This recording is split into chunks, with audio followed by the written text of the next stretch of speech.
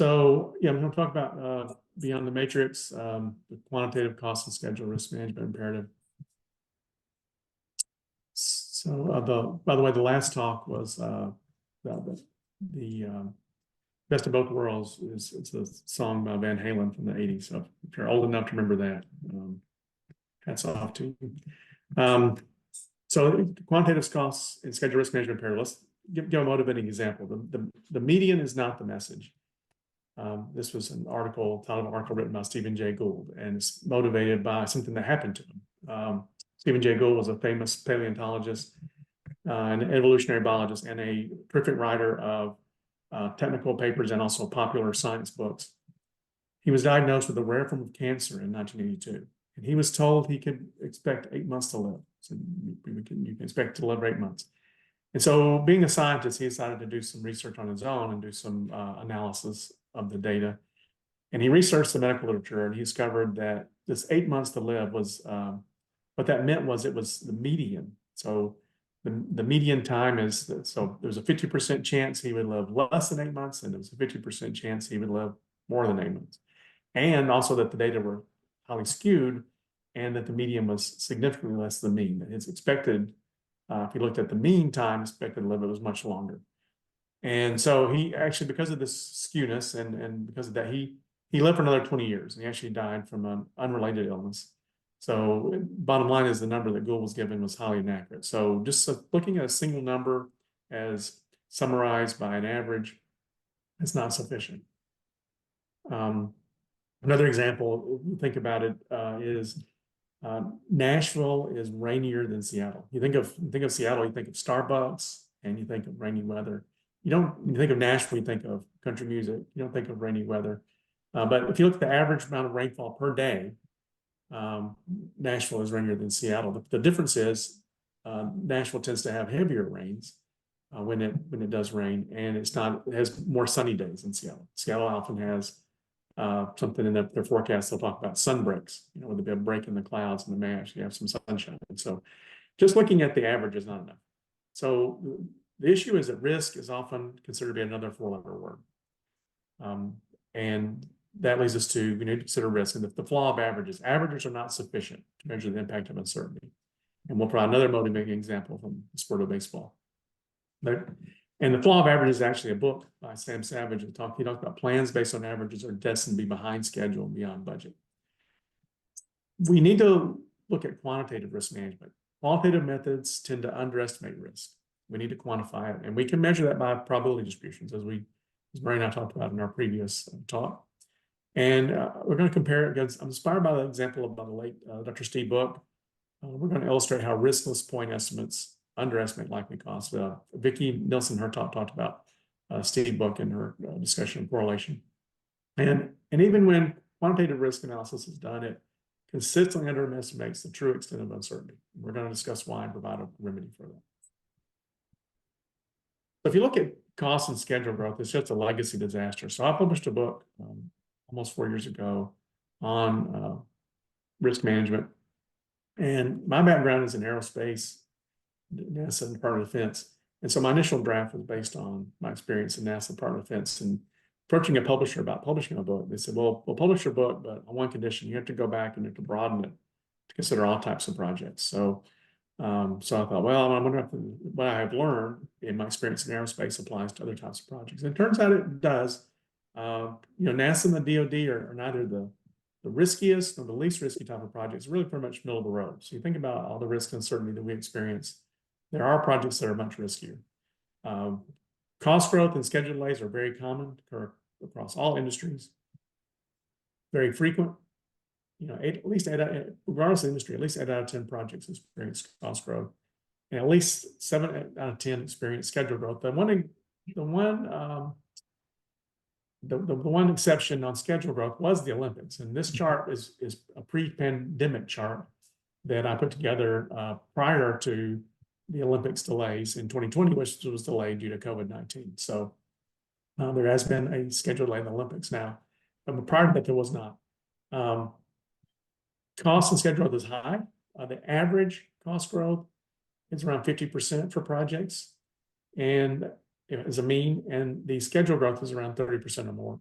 And for cost growth, it's often extreme.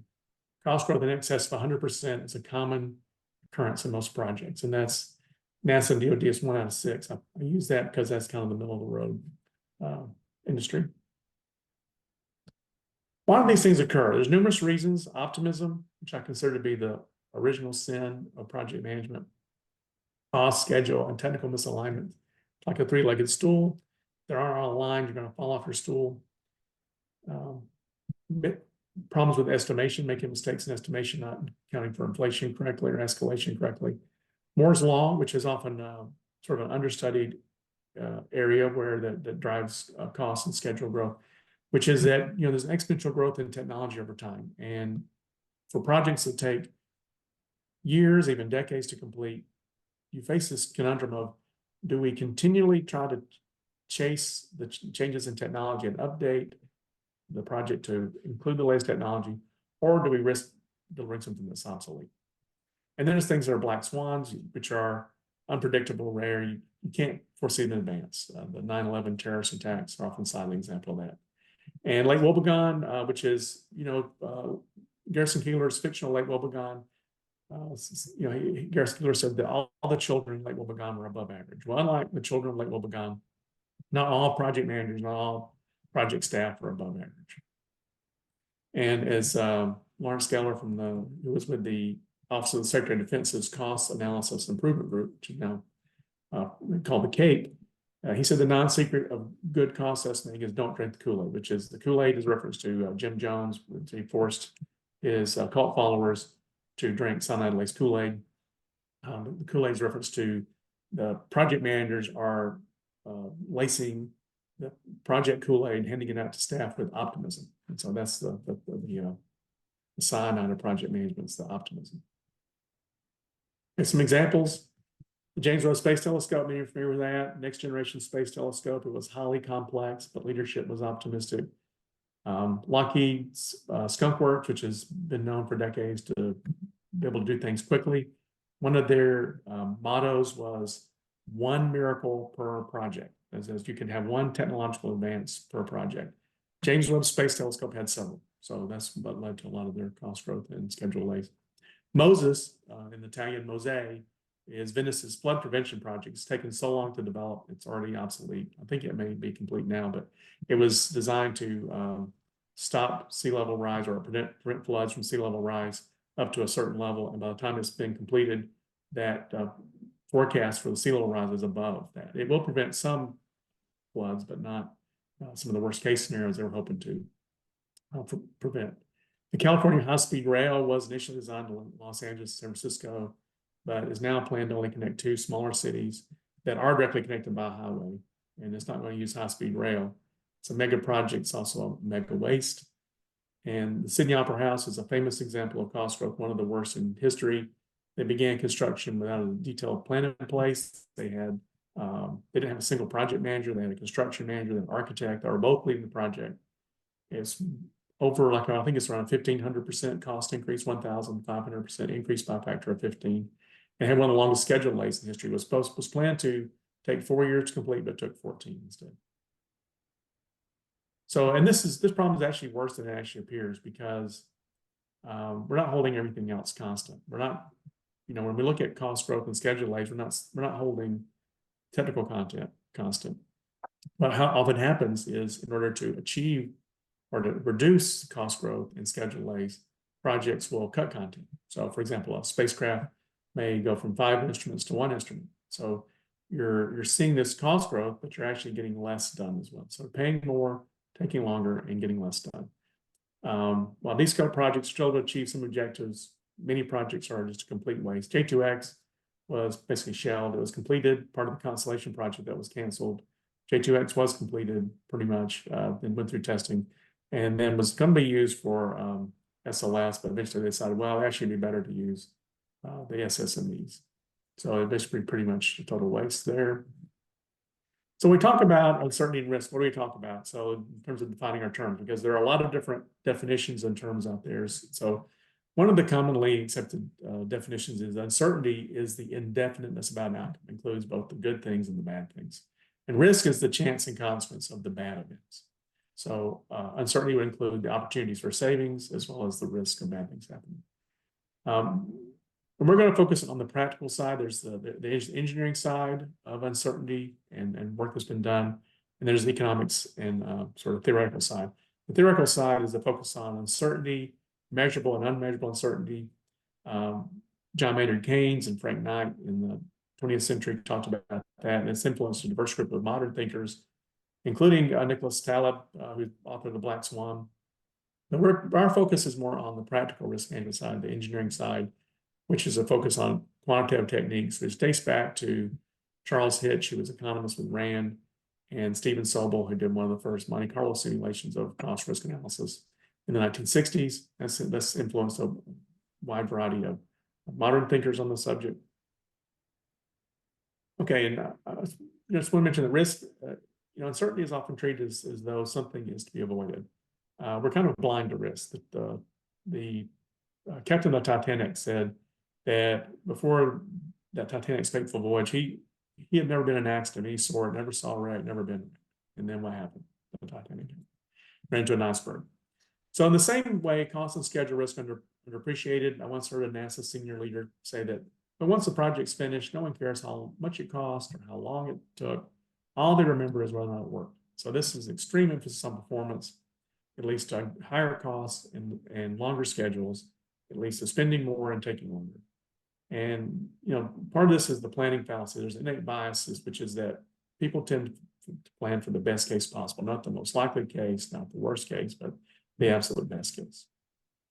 So we need to plan for other things. So here's another example that's motivated by Stephen Jay Gould, we talked about earlier in the presentation, which is the disappearance of the 400 hitter in baseball. Batting average, which used to be a very significant, it's been since replaced by other statistics like on base percentage and slugging percentage, but still batting average is an important statistic. The mark of a really good hitter in baseball is if you can get 30% hits out of your plate appearances, not counting walks or being hit by a pitch. That's a star hitter. Going back decades ago, maybe almost now 100 years ago, 80 years ago, the best hitters occasionally hit 400 or better. And the last person to achieve that feat was Ted Williams in 1941. And so, are baseball players getting worse over time, or what's happening? So, well, just looking at the average doesn't really tell you a lot. You need to look at the variation in performance over time, and the overall average in terms of batting average hasn't changed that much over time. But what has happened is that the variation in hitters has changed. The standard deviation has changed because the performance has become more consistent among hitters as players get better training, start playing at a younger age. Some of these baseball players now growing up are now playing travel ball. They're playing year round. So if you look at the standard deviation around and the uncertainty around the average, the chance of someone hitting 400 or better in the 1940s was 1 in 40,000. And now during the 2000s, it's 125,000. So message is we need to consider more than just the average. Another thing people often look at is frequency versus consequence. There's how often does something occur and how bad can it be? So, frequent event is cost and schedule delays in defense programs. That's very frequent. Not so frequent are things like the catastrophic failure of a major system. So, for example, the space shuttle. Over 150 flights, the space shuttle had 2 such events. Very rare things are major wars, World War II, pandemics. Prior to COVID-19, we hadn't had a pandemic of that scale in a long time. Rare extreme cost growth. Well, we say, depends on what you talk about, maybe, 1,000%, maybe that's fairly rare. Consequence, the impact of risk, which is low consequence. You have a minor technical problem that shuts down a system for a day, or a high consequence. You can have a years-long delay, large number of deaths due to a pandemic. Those are high consequence events. The bias is to focus on frequency. The overwhelming tendency is to focus on likelihood. But really, consequence is more important. You're to consider the two. So things to illustrate this notion that consequence is more important than frequency. One was Pascal's wager. The mathematician Blaise Pascal developed this wager in the 17th century. which was said, should you bet on the existence of God or not? If you believe he exists and he does, that's good. If you believe he exists and he doesn't, well, no big deal. However, if you don't believe he exists and he doesn't exist, well, no big deal. But if you don't believe he exists, but he exists, that could be bad. So, a rational bettor should bet on God's existence. So I'm not trying to push religion, just a notional example that Pascal came up with. Another example, more modern example, is still about 50 years old, Dirty Harry, who is trying to foil a bank robbery, and he has a shootout, and shootout occurs, and one final robber left that is within reaching distance of his gun, and Dirty Harry's pointing his gun at him. He says, I know what you're thinking. Did he fire 5 shots, 6 shots, only 5? Well, to tell you the truth, all this excitement, I kind of lost track of myself. But being this is a Magnum 44, the most powerful weapon in the world, and to blow your head clean off, you've got to ask yourself a question. Do you feel lucky? Well, do you, pump? And, so the risk would be, okay, if he was wrong, he could get his head blown off. If he was right, he could potentially get away, or he could shoot Dirty Harry. But so he made probably the best decision, and stood down and surrendered himself. And then Dirty Harry pulls the trigger and shows that he's actually out of bullets. But at this point, the robber's surrendered, given up his gun, so it's too late to change his mind. But probably given the risks of getting killed versus being arrested, he probably made the better decision. Still overlooked. Despite its importance, consequence is underweighted. There's an innate bias to be right.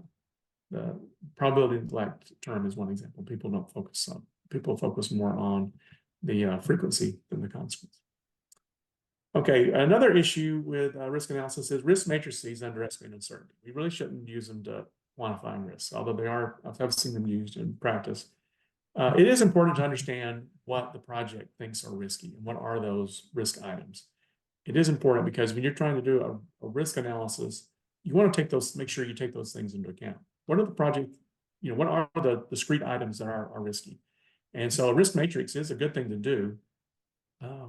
So I'm not saying we shouldn't do risk matrices. It is important to understand those, because our risk analysis should be tied to the project's risk list and the project's risk matrices.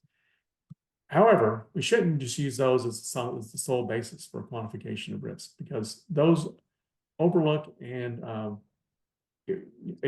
don't include things that should be included. They're sort of a quasi-qualitative method. You shouldn't really use risk matrices to quantify uncertainty. You should use true quantitative techniques, and we'll talk about that in the next slides. But you should look at risk matrices, but you shouldn't just use them as the sole basis for quantifying cost uncertainty. Okay, so uncertainty is a shape. We've established we shouldn't just look at an average. Uncertainty is a shape. And these are 4 commonly used probability distributions.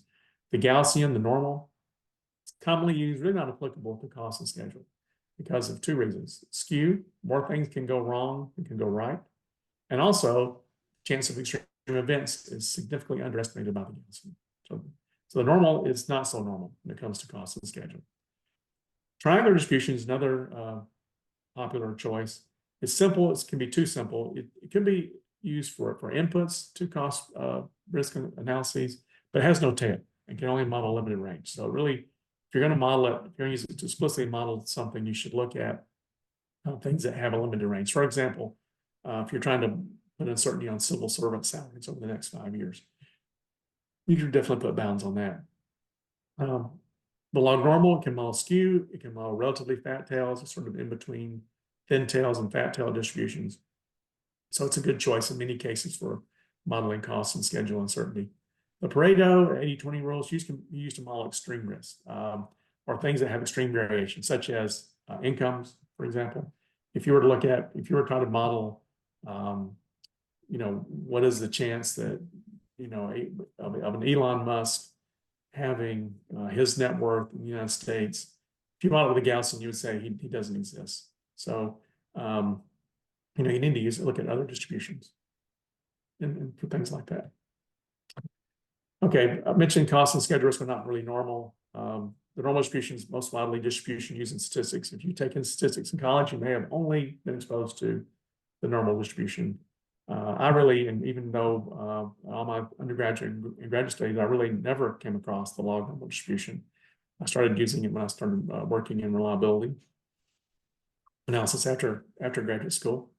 The central limit theorem, people often justify the use of the normal distribution because the central limit theorem says if you have enough data points, and then the result is normal. The problem is we don't limit the central limit theorem is a limit theorem. The real world is pre-asymptotic. Variation is not limited, but substantial, and the distributions involved are independent because, as Vicki talked about her talk, there is correlation between all these things that we're looking at. The log normal is a better choice. The log normal represents a skew, the heavy right tail, and it fits the historical cost growth and schedule lay data well. The joint agency cost, risk, and uncertainty handbook recommends this as a default choice in the absence of other information. The joint agency is not only the military services, but the Missile Defense Agency also signed off on this, as well as NASA.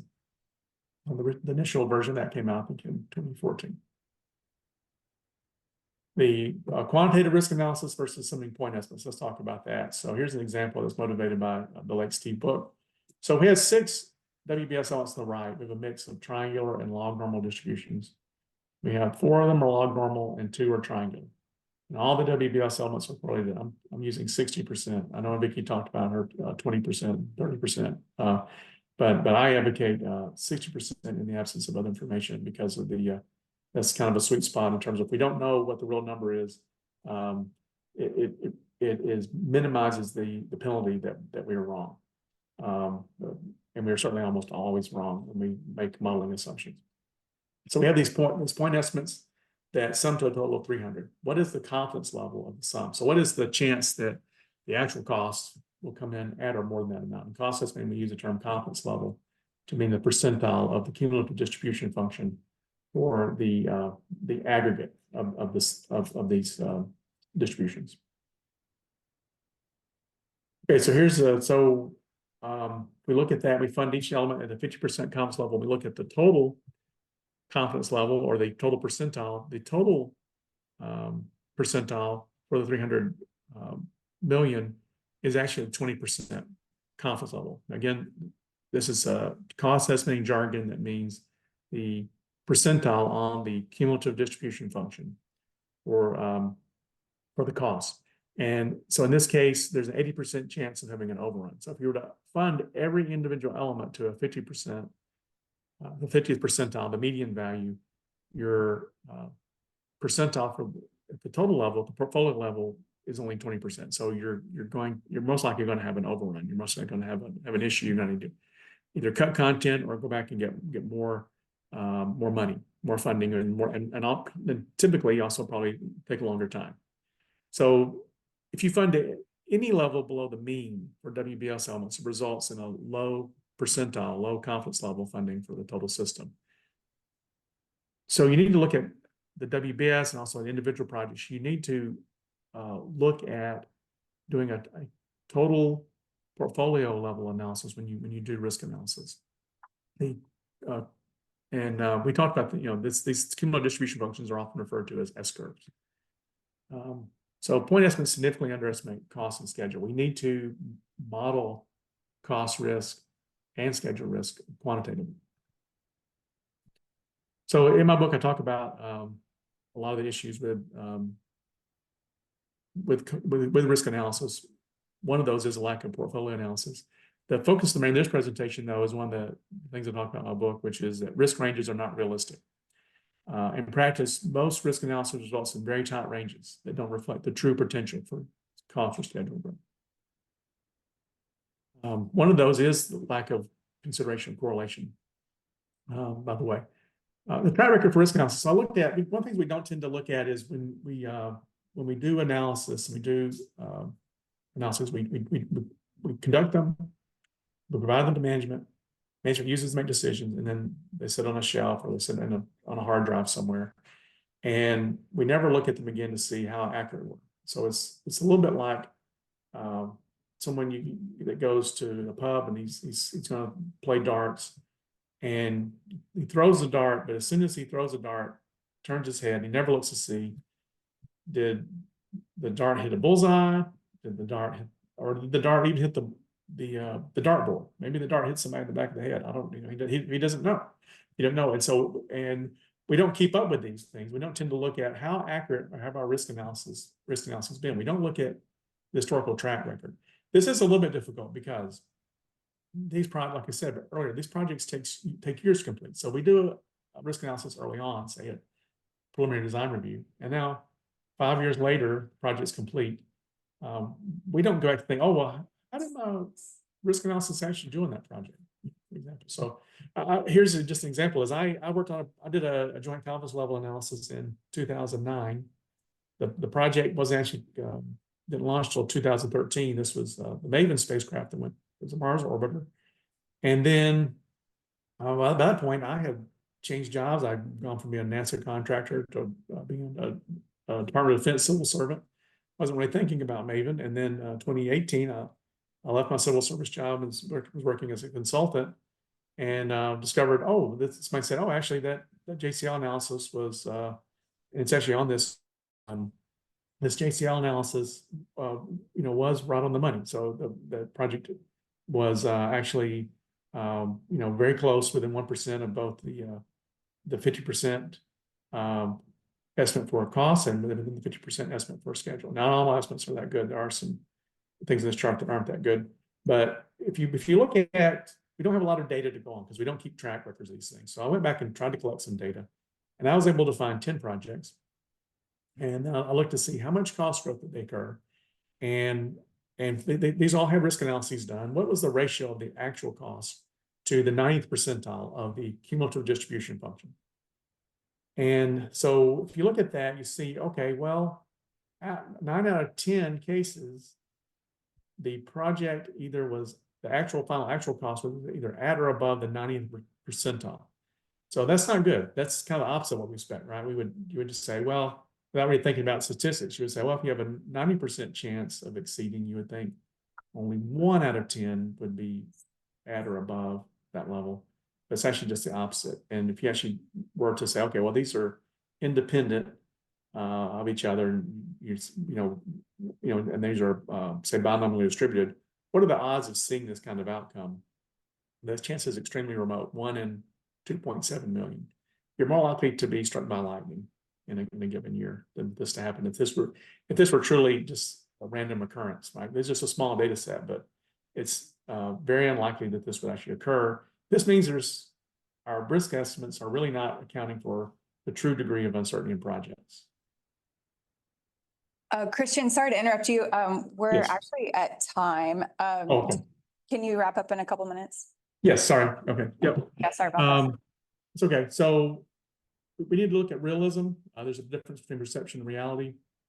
And the way to do that is to calibrate. If you look at cost growth history, cost growth data, it actually very closely fits a 3-parameter log normal. It does not fit a Gaussian, does not fit a normal. And the schedule growth data is very similar. So you can calibrate your risk analysis to history looking at cost growth data. And if you've got a point estimate or you've got a cost risk analysis, you can calibrate that to history to make it more realistic. So there's an example of 3-parameter log normal, which is basically a 2-parameter log normal that's shifted to the right or the left. It's bounded below by 0. We typically would have a value that's greater than 0. And there is a historical basis for the parameters, the location, the variation, and the minimum value. Those are all, there's for a variety of industries, there's studies that are out there that are done. So you can use those to get a good default value for each one. I won't talk too much about risk and estimating methods. There are a variety of estimating methods. We talked about that in the last presentation, and you can incorporate uncertainty in all of those. You can do this calibration in Excel easily. I've got a spreadsheet. If you're interested, based on a variety of things, you can do it as on a percentile basis. If you have a mean, which is a parametric model, or a mode, a most likely value, like an analogy, would be a mode. Or you can use the phenomenon of mains, which is money allocated as money spent, which is if you're given $100 million, you're going to spend at least that amount. You can calibrate with that in mind as well. And some things to success: recognize that we have an issue with risk analysis, try to measure risk more accurately, and try to measure risk effectively. And projects are going to do things differently in risk management if they want to be more successful in terms of not experiencing overruns again and again for both cost and schedule. And you can read through this later. This is just a little story about the space pen. And, projects are inherently risky. We need to do quantitative risk assessment.